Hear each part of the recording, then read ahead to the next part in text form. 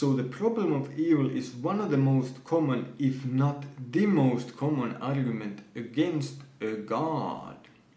So if for no other reason than just for fun, how about we flip it on its head and see if there is an atheist's problem of evil? Now, you might be a bit confused. What do you mean an atheist problem of evil? An atheist doesn't even necessarily have to admit that objective evil exists. And even if there is evil, it can be very easily explained by evolution, by natural selection. And that's exactly my point. If we look at this from the viewpoint of evolution, as if evolution was a person, of course evolution is not a person, but let's go through this thought experiment as, let's say evolution is a person and we're looking at the world through the lens of evolution. Then surely things that are not evolutionarily beneficial are evil. And so it makes you think, why would in this kind of a world where evolution explains all of our psychology and how our brains developed and everything, and there is no religious aspect at all, then how would things that are evolutionarily not beneficial exist?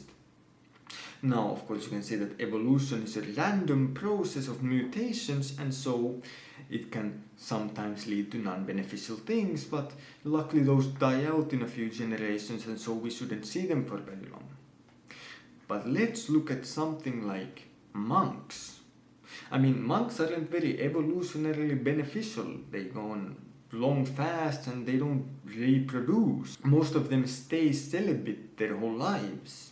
And there's no evolutionary benefit in that. I mean, reproduction is the most important thing in evolution. And so if there was a monk gene, we can say, then surely that gene would die out within a few generations, right? Yet we can observe monks generation after generation for thousands of years. And it really makes you think, can this really be simply the result of evolution? And it doesn't this kind of point and hint at there being some religious truth to the world, some immaterial thing that affects us that simply is not evolution? And now you might be saying, well, you know what, there is some way to explain it evolutionarily, and there could be. But the same way that the original problem of evil can be turned into a probabilistic argument, where it just says, well, yeah, maybe in a theistic world we can explain evil, but what is the probability that this evil is explained by a theistic worldview instead of an atheistic one? And the same way we can turn this atheist's problem of evil into a probabilistic argument. Yep, there might be an evolutionary way to explain why monks exist and all of these other evolutionarily non-beneficial things exist, but what are the chances of that compared to the chances of there being something immaterial, there being some deity, there being some religious aspect that also influences us and allows for this to exist outside of just evolution? And that is the atheist's problem of evil. Now, let's look at a few possible answers. An answer could be that, hey, religion as a concept itself is evolutionarily beneficial, and so that's why religion as an evolutionarily beneficial thing can exist even if it results in non-beneficial things like monks. But the problem you run into with that answer is that, well, if you say that religion is evolutionarily beneficial, then doesn't that kind of mean that we should be religious? That there is some reason for us to be religious? Aren't you basically making an argument for society to be religious now instead of atheistic? And if you say, well, okay, it doesn't have an evolutionary benefit, then we're back at the problem of, well, why does it exist if evolution is the only thing that influences our world? I mean, surely this would be better explained by there being a deity, there being some immaterial force that influences us alongside evolution.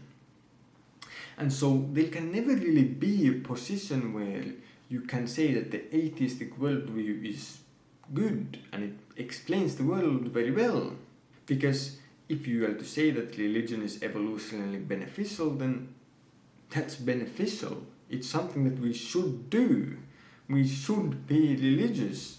And if you're to say that it's not evolutionarily beneficial, then it's like, well, how do you explain it then?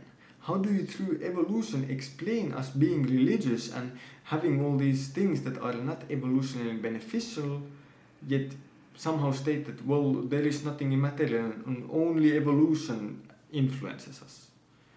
It seems to be that there is, in a sense, a problem of evil in atheism when you look at it from the viewpoint of evolution and these problems of why do evolutionary non-beneficial things exist at all.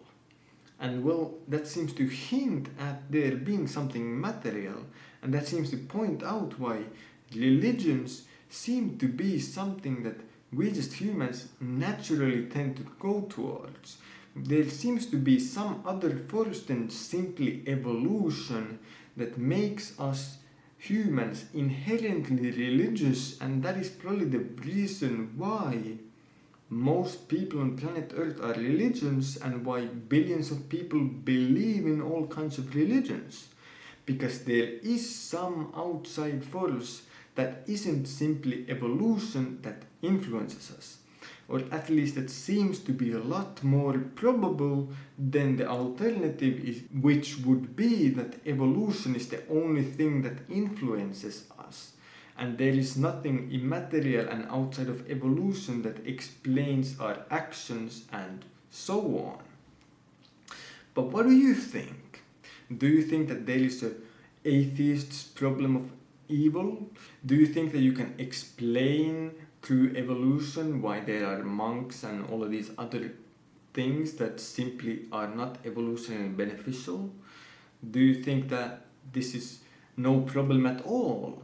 Or does this hint at there truly being some religious aspect that is true, which then influences us on top of evolution and allows for these non-evolutionarily beneficial things to exist, because there is something outside of evolution that also influences us?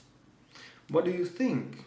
And anyways, thanks for watching and have a great day.